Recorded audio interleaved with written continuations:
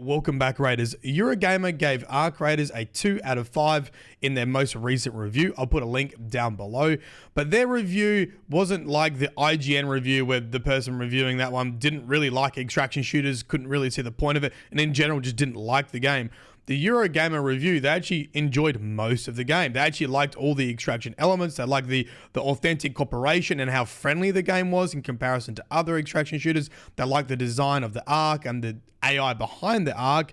They liked how thoughtful the PvP was, blah, blah, blah, blah, blah. They liked most of the game. So why did they only give it 2 out of 5? Well, they had a big issue with the use of AI for the voice acting, and that's kind of what we're talking about today. I'm going to run you through the main points of the article. I'm going to run you through Embark's response. Now, Embark's response is taken from a couple different places because they've already been through this with the finals, so they have, different interviews elsewhere which I'll pull together to give you an idea on Embark's stance with it. And of course, I'll give you my thoughts on where I sit with all this. I'm sure you're probably going to have a different opinion because I discuss this on stream and everyone seems to have a different opinion when it comes to AI. Let's get into it. Let's start with some direct quotes from the Eurogamer review first. So they were talking about how the Ark Machines uses machine learning, and that's a form of AI with how the enemies respond to stuff. But also they use AI in the voice lines, and they said this. The same cannot be said about Embark's generated voice lines, which are aggressively mediocre and a stain on the experience. While speaking characters are mostly limited to traders, though playable characters also vocalize emotes and pings during matches, when you do speak with them, their voices are flat and emotionally blunted. Aside from the occasional bizarre inflection that reveals their robotic roots, it's telling that the sole memorable character in Ark Raiders is a rooster incapable of speech. Embark claims it uses AI voices so the studio can implement ideas quicker, creating new voice lines in hours rather than having to go through the longer process of manually re-recording and therefore rehiring actors. But NPC voices are not central to the experience, so I don't think this argument holds water. Even if it did, Ark Raiders' launch has been so successful, Embark could probably hire a team of live-in voice actors and still make gargantuan amounts of profit, while benefiting from far more memorable characters as a result. Yes, using AI voices does compromise Ark Raiders, not just ethically, but artistically too.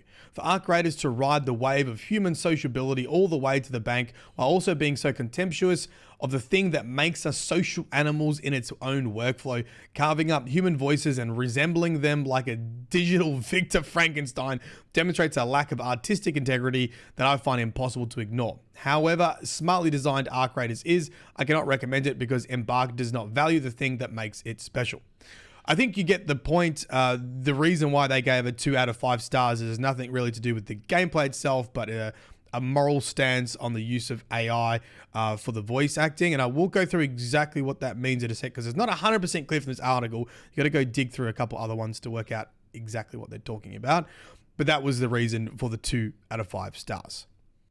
Okay, I now want to read you Embark's response to the criticisms around using AI for the voice lines. Now, this is not in direct response to Eurogamer because they came under fire for the finals as well. So I think this is actually responding to criticisms before the Eurogamer article, but is very relevant and it'll give you an idea of what was used to create the voice lines, right? So this is in a Polygon article. I'll link it down below.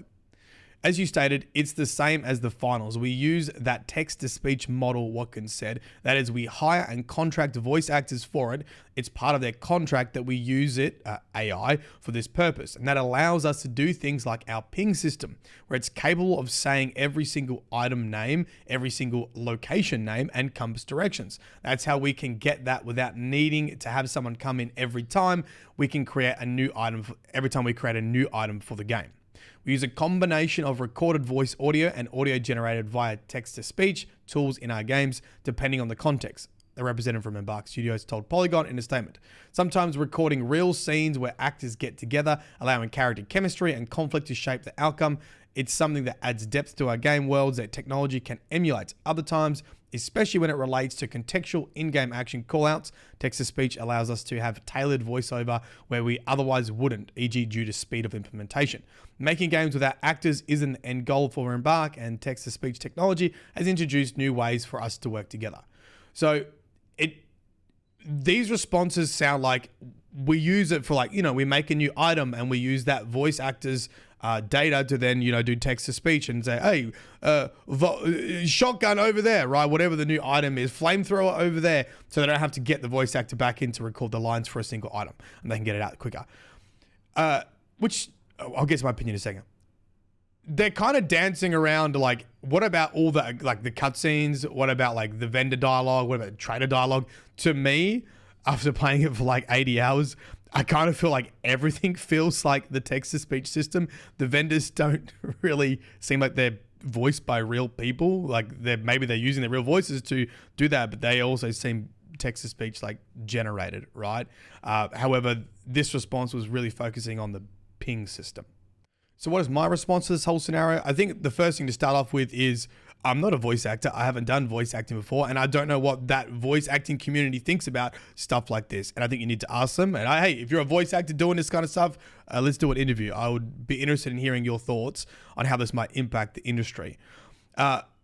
There are certain aspects of it that I think sound okay. Like, for example, like if it was just the ping system and you as a voice actor, you actually do find it tedious to come in and record, small amounts of lines for like an individual item, and you'd rather be paid, a fair amount for them to use your voice to make like an AI generated, hey, there's a flamethrower over there. And that saves you time. You might not get, I'm assuming you don't get as much money because you're not coming into the studio, but you can then use that time to get other jobs, right? So they go, oh, we'll pay you X amount now to use it for however long. And that's also the other issue. Like, how long do they get to use their voices for?